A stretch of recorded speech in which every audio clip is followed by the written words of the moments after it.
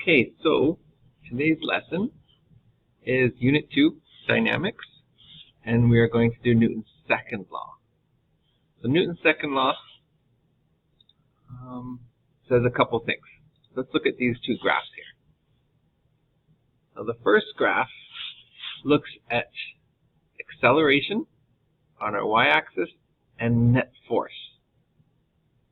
Now this is a linear relationship, meaning you can see as net force increases, so does acceleration. So what does that mean? Well, if you're pushing something, it means that the greater the force you're pushing it at, the greater the acceleration the object will experience. That makes sense. Now this graph, we once again have acceleration on our y-axis, but on the x-axis there's going to be mass. Now this is an inverse relationship. You can see the graph sort of does that. So what does this mean? Well, this means that as the mass of the object increases, acceleration decreases.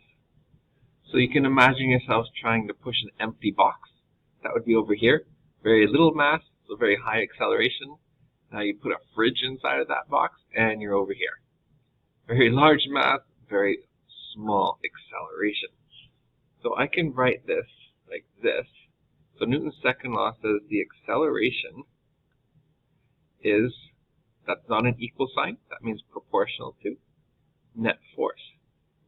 And what that means is that if net force doubles, acceleration doubles. If net force is halved, acceleration is halved. Okay, so it shows a relationship, but it's not an equation, it's not an equal sign. This one shows that acceleration is inversely proportional to mass. So once again, this shows a relationship. If mass doubles, acceleration is halved. If mass is tripled, acceleration decreases by a factor of 3, and so on. Now if we combine those relationships together, we get Newton's second law written as an equation right here, which says that the net force acting on an object equals its mass times its acceleration. Where net force is, of course, measured like any other force in newtons. Mass is in kilograms, and acceleration is meters per second squared. So what I'd like to do now is we're going to go over a problem. And as we go over the problem, we're going to create sort of an algorithm or steps that we can use to solve any problem regarding forces.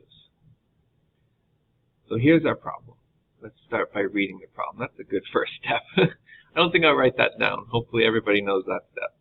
Read the problem. So here we have a fully loaded Saturn V rocket. That's the rocket that went to the moon in 1969. Has a mass of 2.92 times 10 to the power 6 kilograms. Its engines have a thrust of 3.34 times 10 to the 7 newtons. All right, step A. Well, step A is actually our first step that we would do with any force problem. Whether I ask you to specifically draw a free body diagram or not, you should draw a free body diagram. So let's write our steps over here. Steps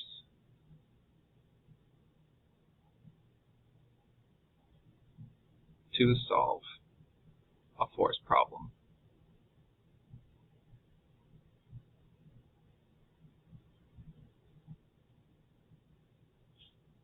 All right. Step 1. Draw a free body diagram.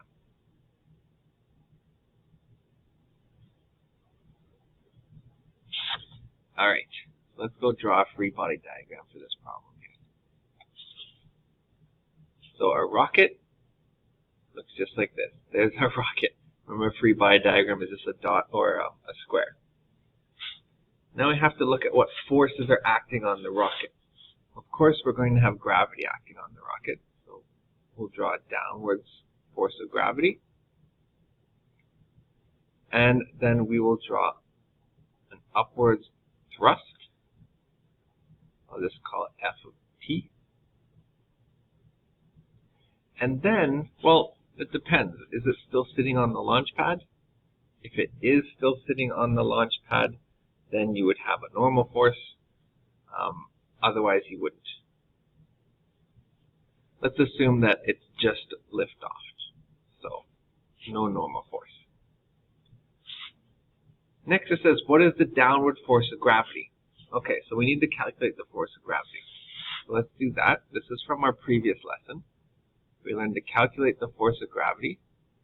That just equals mass times the gravitational field strength. And since we're very close to the surface of the Earth, we can write the gravitational field strength as 9.81 newtons per kilogram. And the mass is 2.92, that's given in the question, times 10 to the 6 kilograms, times by 9.81 newtons per kilogram. Alright, so rounding our answer to 3 significant digits, we get 2.86 times 10 to the 7 newtons. Alright, next step, it says, what is the unbalanced force? So to find the unbalanced force, that's solving for net force. So what we're going to do first, before we start doing that, something we should put onto every single free body diagram is a coordinate system. Since we're going to be adding vectors, we should label which ones we're going to make positive. So let's make up to be our positive in this direction. And let's add that step over here. So step number 2, include a coordinate system. Include a coordinate system.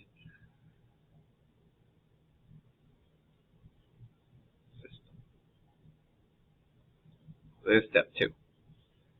Okay. Step 3, to solve for unknown forces.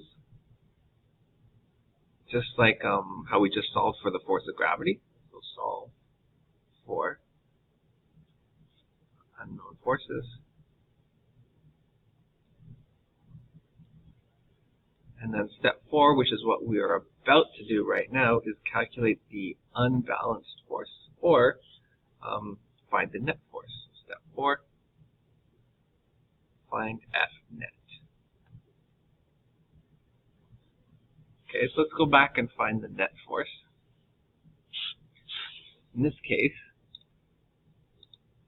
just zoom in a bit. So our net force is the sum of all forces. So we're going to have our thrust, F subscript G, plus our force of gravity. Okay, now the thrust they give you in the question is 3.4 times 10 to the 7 newtons. And since it's up, I will leave it as positive. So we have 3.34 times 10 to the 7 newtons. Gravity we solved for right here, but because it's down, we're going to subtract that. So minus 2.86 times 10 to the 7 newtons.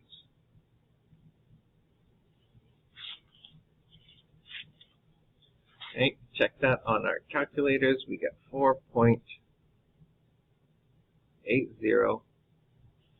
times 10 to the 6 newtons.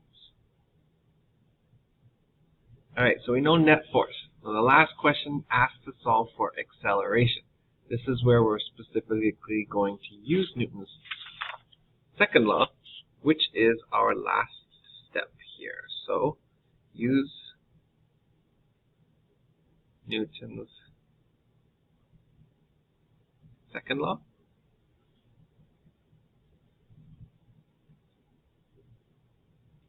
And solve for acceleration.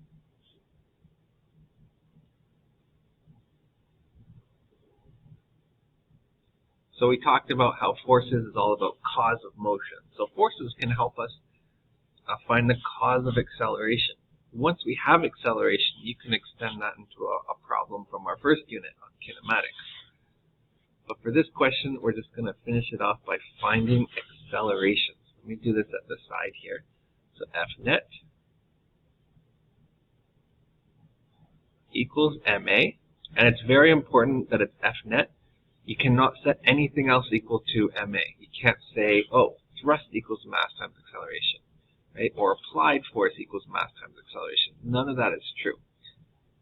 Okay? Because you can have somebody pushing on a box from one side and someone pushing on the box on the other side with the exact same force, so you can't use their applied force individually to find acceleration, because in that case the box wouldn't be moving because your net force is 0. So acceleration would be 0. So Newton's second law is always net force equals ma. Now we've calculated net force and they give us mass, so let's just rearrange this equation. Say acceleration equals net force divided by mass equals 4.80 times 10 to the 6 newtons. All divided, they give you mass in the question, 2.92